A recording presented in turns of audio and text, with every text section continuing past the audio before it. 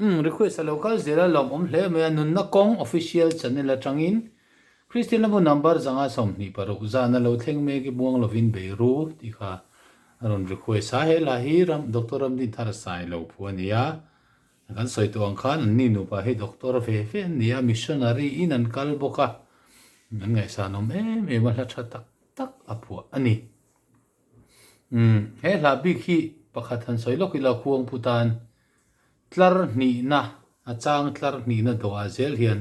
thluk rei hi thani sana lo thleng me ke buang lovin beiru zam lovin swal ral chu do zel ru atia ba thu de wang kha thani kan thluk toi chuan mi puizi nga lo lak le tum mai an om theya chu vain tlar ni na hi achang hi thluk rei zel hi thani khuang putan Zana lo thleng me ke muang lovin beiru Zam lovin swal ral chu do zel Dam lahan thir ve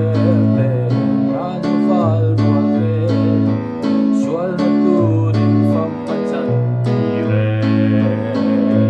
Me na puang chuak ro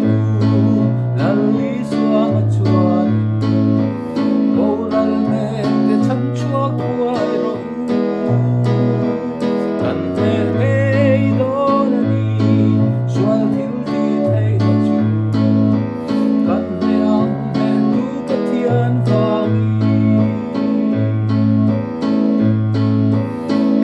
kan zoram hi o poi ge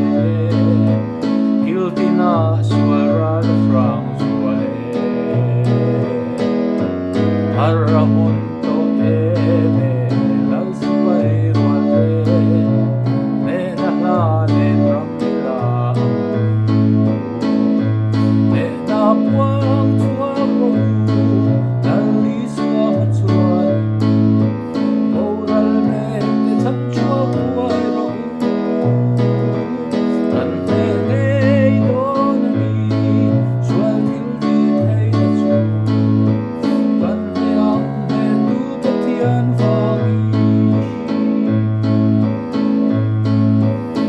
Kovel timsi ha enatan now lovin swal timito nam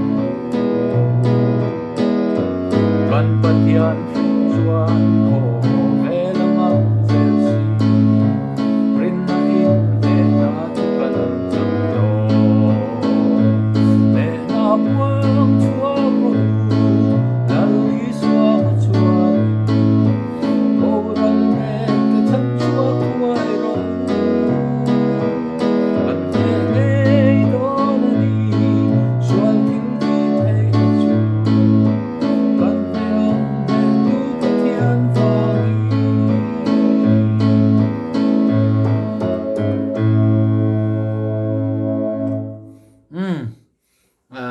khắp xuôi nó